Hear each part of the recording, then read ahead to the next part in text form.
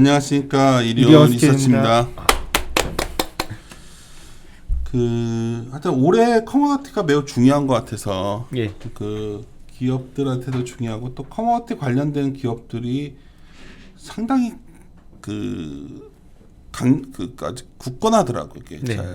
숫자는 아직 잘 안 나오는 경향이 있고 네. 그래서 관심이 많은데 하여튼 지난주 원자재에서 약간 변화가 있었던 것 같아요. 네. 이걸 어떻게 해석해야 되는지가 중요한 시점 같아서 한번 오늘 나온 자료인데 지난주 원자재에서 생긴 일 이것 좀 쭉 얘기를 해주세요.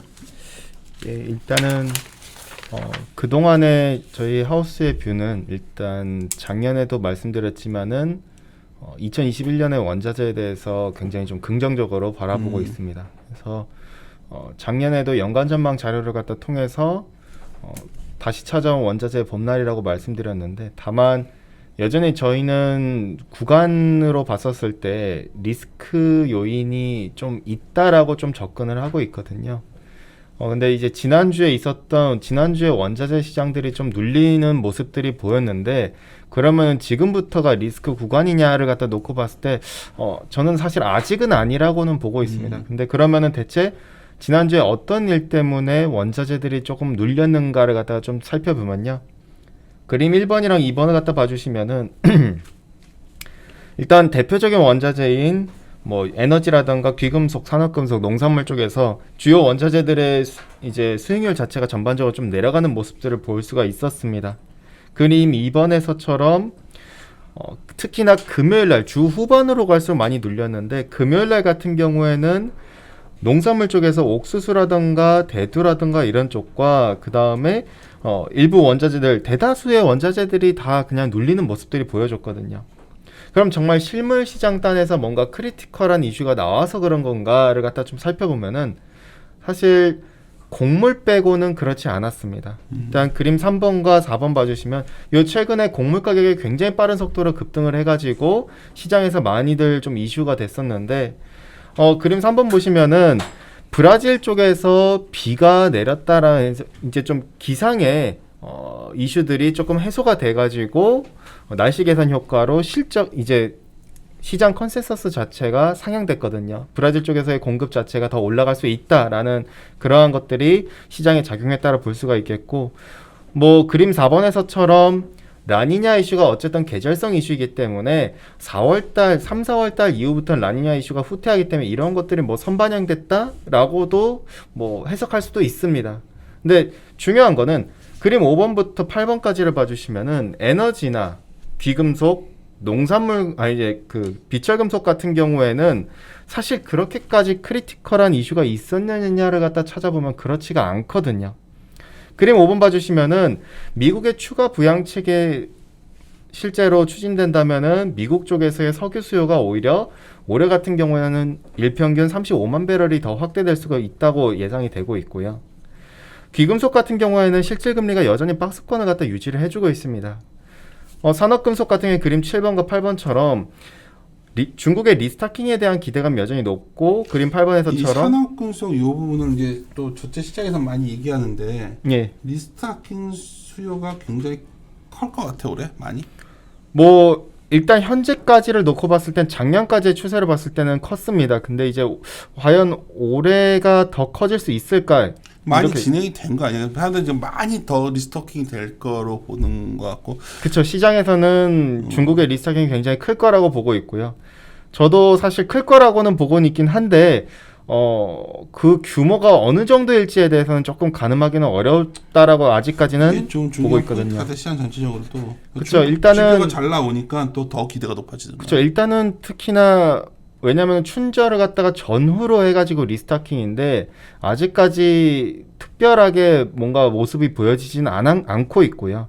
근데 중요한 거는 그림 8번에서처럼 다만 실물단에서 볼 수 있는 프리미엄 같은 경우에는 조금씩 계속 올라가고 있다는 겁니다. 이 말즉슨 지금 실물 시장 같은 경우는 여전히 수급이 타이트하다는 것 갖다 의미하고 있고요.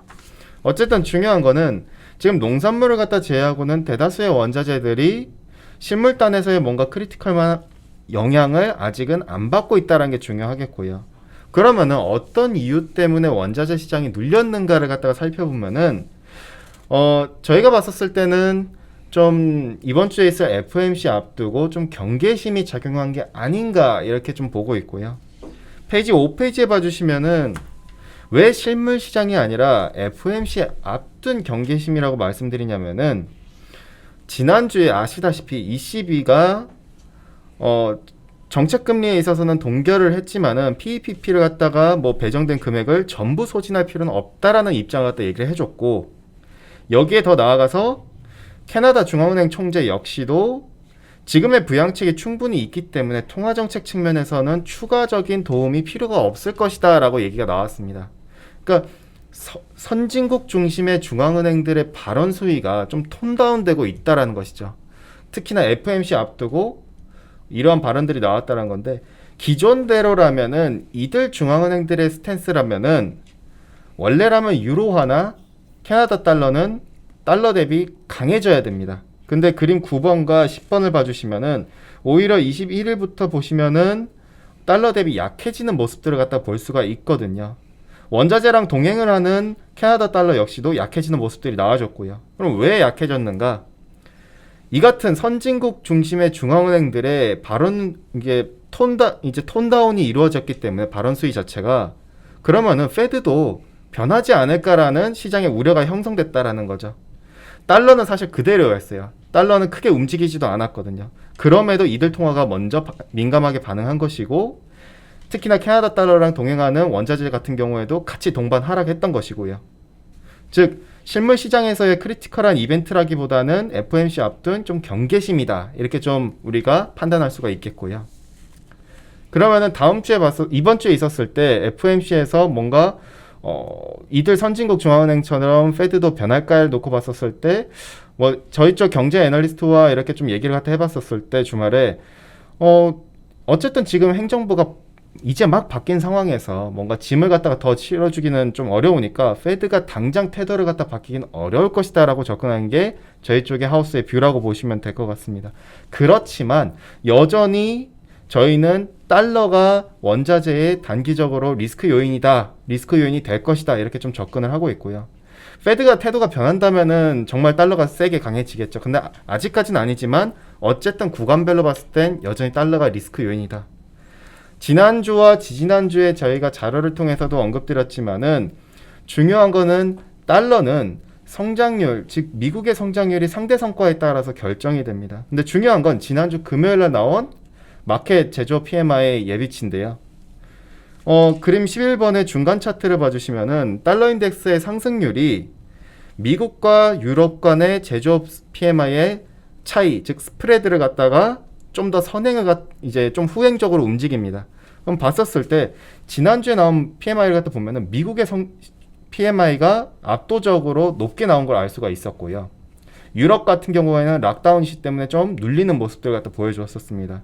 그러면은 앞으로 봤었을 때 우리가 달러 인덱스의 그런 방향이 여기서 추가적으로, 물론 이제 유럽이 예정대로 락다운 조치를 갖다가 다음 달에 가서 해제가 하면은 추가적인 하방 압력은 어느 정도 있을 수 있겠지만은 더 나아가서는 올해 못해도 3월이나 또는 2분기까지를 놓고 봤었을 때는 추가 약세가 그러면 더 제한적이지 않을까, 그러면 반등에 대한 위험도가 있지 않을까에 대해서 저희가 고민하는 부분이고요. 투기적 포지션도 여전히 굉장히 좀 낮은 수준을 갖다 계속 유지를 해주고 있습니다. 최근에 IB들의 이러한 좀 움직임들이라던가 이런 얘기들 갖다 나오는 보도 내용들을 보면은 달러에 있어서는 조금 중립적으로 넘어가고 있고, 유로화는 기존에 강세여서 다시 또 중립 또는 약세로 조금씩 변화가 나타나고 있는데, 이러한 것들 전반적으로 우리가 놓고 봤었을 때 길게 보면은 여전히 원자재 시장은 우리가 좋게 보고 있긴 한데, 다만 구간별로 봤을 때는 여전히 조정의 가능성이 있기 때문에 좀 조심스럽게 계속 접근해 나가자, 이렇게 좀 봐주시면 될 것 같습니다.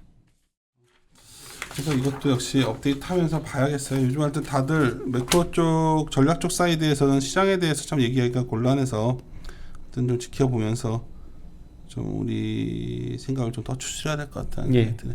네, 마무리 들어가겠습니다. 네, 함께 고민하시죠.